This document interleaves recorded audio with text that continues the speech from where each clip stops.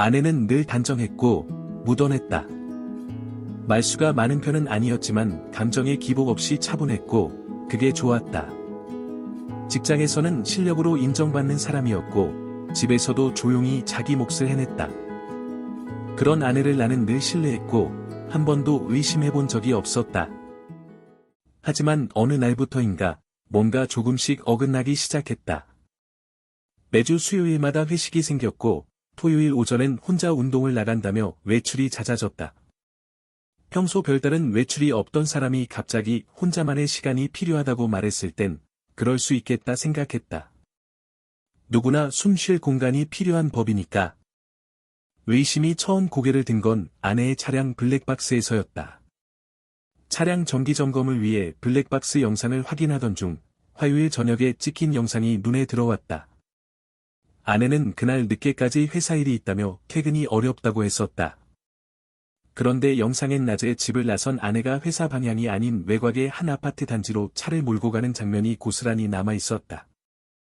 그 아파트 단지는 우리 집에서 한참 떨어진 곳이었고 업무와 관련된 곳은 더더욱 아니었다. 아내는 주차장에 차를 대고 단지 안으로 사라졌다.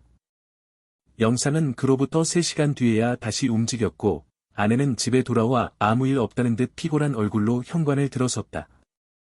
처음엔 실수겠거니 했다. 지인이라도 사는 곳인가 싶어 넘기려 했다. 하지만 며칠 뒤 차량 정기점검 앱에서 수신된 주행 기록에서 똑같은 단지가 등장했다. 특정 요일, 특정 시간. 그 단지는 매주 일정하게 반복되고 있었다. 회사 업무라고 하기엔 설명이 되지 않는 패턴이었다. 처음엔 단지 주행 기록 하나만으로 모든 걸 확신할 순 없었다. 증거라기보단 의심의 실마리 정도였다. 그래서 나는 그 단지를 한번 직접 찾아가 보기로 했다. 토요일 오전, 아내가 헬스장에 간다며 집을 나선 시간에 맞춰 그 아파트 단지 근처에 차를 세우고 지켜보았다. 예상대로 아내의 차량이 정확히 11시쯤 단지로 들어왔다. 나는 일부러 차 안에서 내려 움직이지 않았다. 그저 번호판만 다시 확인하고 조용히 돌아왔다. 그날 저녁, 아내는 평소와 다름없는 표정으로 돌아왔고 운동 후 피곤했다며 샤워하고 곧장 잠자리에 들었다. 그 모습조차 평범해 보였다. 나는 이 모든 상황이 내 착각일 수도 있겠다는 생각이 스치기도 했다. 의심을 품은 뒤부터 나는 퇴근 후 아내의 동선을 확인하는 게 습관이 되었다. 자연스럽게 대화를 유도해 그날 하루를 어떻게 보냈는지 듣고 마음속 기록과 대조했다. 아내는 늘 거짓 없이 말하는 사람처럼 보였고 어색한 말투도 동요하는 표정도 없었다. 그런데 어느 날 회사 동료와 약속이 있다고 한 아내가 저녁 9시가 넘어도 집에 들어오지 않았다. 나는 그날따라 이상하게 불안했다. 메시지를 보냈지만 답장은 30분이 지나서야 곧 가라는 짧은 문장이었다. 왠지 모르게 가슴이 철렁 내려앉았다. 나는 차에 올라탔다. 몇 번의 주행 기록과 블랙박스를 통해 익숙해진 주소가 있었다. 아내가 주기적으로 갔던 그 외곽 아파트 단지. 목적지 없이 간다는 말에 늘 찜찜했던 그곳이었다. 나는 곧장 그 아파트로 향했다. 단지 입구에 도착하니 지하 주차장 입구 쪽에서 익숙한 차량이 들어오는 모습이 보였다. 아내였다. 그런데 아내의 조수석에 누군가가 타고 있었다. 남자였다. 두 사람은 웃고 있었다. 운전 중이던 아내는 남자의 어깨에 잠깐 기대듯 고개를 돌렸다. 지금 내 눈앞에서 벌어지고 있는 일이라는 사실이 믿기지 않았다. 그리고 아주 익숙한 듯. 아파트 지상주차장, 구석진 곳에 차를 세웠다. 둘은 차에서 내리지 않았다. 그러나 실내등이 꺼지지 않았다. 몇 분간 불이 켜진 채였고, 그 안에서 어떤 대화가 오가는지 몰라도, 창문 너머의 그림자는 움직이고 있었다. 10분쯤 지나자 실내등이 꺼졌다. 조용한 차 안에서 무슨 일이 벌어졌는지, 상상은 그리 오래 걸리지 않았다. 그 안에선 말이 아닌 몸으로만 오가는 대화가 있었을 것이다. 잠시 후 두 사람은 문을 열고 나왔다. 아내는 머리를 매만졌고 남자는 셔츠 단추를 정리하고 있었다. 둘 다 아무 말도 없이 자연스러웠다. 너무도 익숙한 표정과 행동들이었다. 남자는 주차장에서 걸어 나오며 아내의 허리를 휘감듯 끌어안았다. 아내는 살짝 웃으며 그의 가슴에 얼굴을 묻었다. 그리고 입을 맞췄다. 천천히, 짧지 않게. 낯설고 역겨운 장면이었다. 내가 사랑했던 사람의 입술이 다른 남자의 입술 위에 놓여 있었다. 그들은 서로를 바라보며 속삭이다가 또다시 웃었다. 그리고는 나란히 걸어 아파트 현관으로 향했다. 아내는 단 한 번도 뒤를 돌아보지 않았다. 나는 그 장면을 멀리서 지켜봤다. 손이 떨렸다. 분노와 멍함이 동시에 올라왔다. 누군가의 불륜을 CCTV처럼 지켜보고 있다는 사실. 그 주인공이 내 아내라는 사실에 몸이 굳어버렸다. 그날 밤, 나는 집에 들어갈 수 없었다. 불륜 장면을 직접 목격한 직후였다. 마주 앉아 밥을 먹고 같은 침대에서 잠드는 일은 더는 불가능했다. 아내에게 메시지를 보냈다. 선배 장례식이 갑자기 잡혔어. 집안이라 오늘은 돌아가기 힘들 것 같아. 몇 분 후, 짧은 답장이 왔다. 그래. 고생 많겠다. 조심히 다녀와. 단 한 줄. 죄책감도, 미안함도 없는 문장이었다. 나는 곧장 근처 모텔에 방을 잡고 들어갔다. 불 꺼진 방 안에 앉아 목격한 장면을 수십 번 머릿속에 되돌렸다. 분노보다도 허탈함이 더 컸다. 생각보다 눈물은 나오지 않았다. 그저 모든 감정이 말라붙은 듯했다. 다음 날 아침, 나는 회사에서 출장을 가게 되었다고 아내에게 메시지를 남겼다. 갑작스러운 외부 미팅 건으로 2박 3일 지방 출장 가야 될 것 같아. 이틀 정도 연락 잘 안 될 수도 있어. 라고. 아내는 알겠어. 잘 다녀와. 그뿐이었다. 회사에는 며칠 연차를 쓰고 서울 외곽의 한 호텔로 향했다. 방에 도착하자마자 책상에 앉았다. 이제 도망치는 건 끝이었다. 이 상황을 정리할 준비를 해야 했다. 먼저 지금까지의 자료들을 폴더에 정리했다. 아파트 단지에서의 사진, 두 사람의 동선, 날짜별 방문 기록과 차량 이동 기록들. 그리고 배우자 외도 대행이라는 키워드로 법률 상담 후기, 흥신소 후기, 유책 배우자 관련 정보들을 하나하나 읽어 내려갔다. 감정적으로 터뜨릴 시간은 끝났다. 이제부터는 기록과 증거가 말할 시간이었다. 나는 메모장에 이혼을 고려할 경우 필요한 증거 목록, 아내와 대면 전 준비사항, 상대 남성과의 법적 책임 여부. 이렇게 항목별로 정리했다. 그 사이 아내에게선 몇 통의 메시지가 왔다.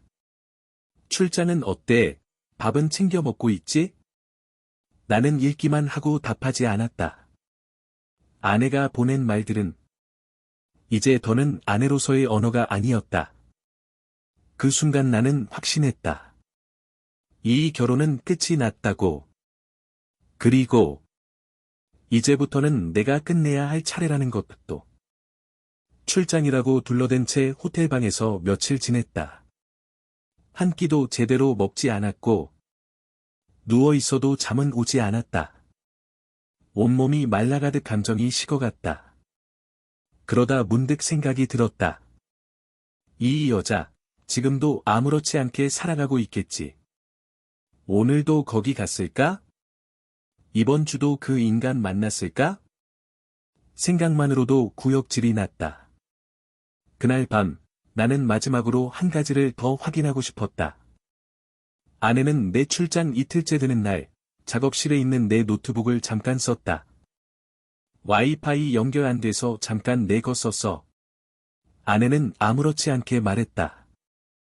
회사 자료가 저장돼 있으니 조심히 닫아뒀다는 말도 덧붙였다. 나는 대수롭지 않게 넘겼다. 하지만 내 노트북은 구글 계정의 자동 로그인 상태였고, 브라우저에는 사용 흔적이 고스란히 남아 있었다. 최근 방문한 페이지 보기를 눌렀을 때, 나는 손끝이 차가워지는 걸 느꼈다. 임대아파트 당첨 후기. 혼인 신고 안 한 남자와 사는 방법. 남편 몰래 집 팔 수 있나요? 처음엔 이해가 되지 않았다. 그런데 브라우저 창 하나를 더 열자 결국 퍼즐이 맞춰졌다. 아내는 내가 집을 나간 이틀 사이 그 남자와 함께 우리 집 근처 중개사무소를 돌고 있었던 거였다. 그리고 아내 명의로 월세집 임대 계약을 검토 중이었다. 그 집의 위치는 내 회사와 정반대 방향. 그 남자의 직장과 불과 몇 분 거리였다. 나는 소름이 돋았다. 이 여자는 이미 나와의 미래를 치웠고, 그 남자와의 삶을 구체적으로 그리고 있었다. 나는 그냥 집에 없는 남편이었고, 아내는 그 빈자리를 이용해 새로운 둥지를 짓고 있었던 거다. 결정적으로, 아내는 아직 내 명의로 된 집에서 내 세탁기 돌리고 내 냉장고에서 장을 보고 그 남자와 데이트를 다녀왔다. 심지어 그 남자한테 내 양복 입혀본 사진까지 있었다.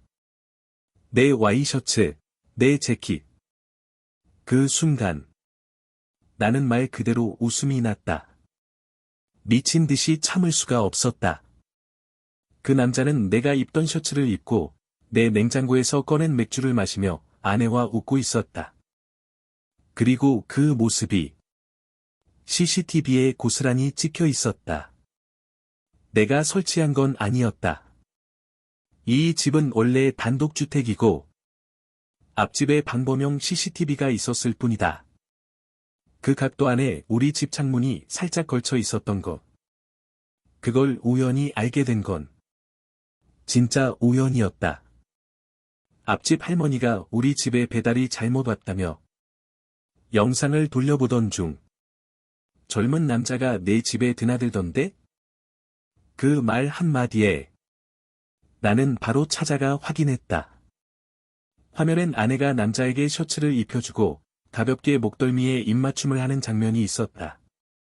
창밖이라 소리는 없었지만 그 웃음과 표정은 충분히 강했다. 며칠 뒤 아내가 출근한 사이 내 짐 일부를 정리했다. 회사에서도 조용히 휴가계를 냈다. 그리고 이사 견적을 알아보고 변호사와도 상담을 마쳤다. 3일 뒤 나는 퇴근하자마자 아내에게 말했다. 일주일 정도 출장을 가게 될 것 같아. 내일부터. 아내는 아무 표정 없이 대답했다. 그래? 요즘 출장 자주 가네? 알겠어. 내가 떠나자마자 그 집은 우리 집이 아니다. 그들 둘의 은신처가 되었다. 나는 회사는 연차를 냈고 렌터카를 빌려 서울 근교 모텔에 들어갔다. 일주일 동안 내가 할 일은 단 하나였다. 기회 줄 때까지 기다리는 것.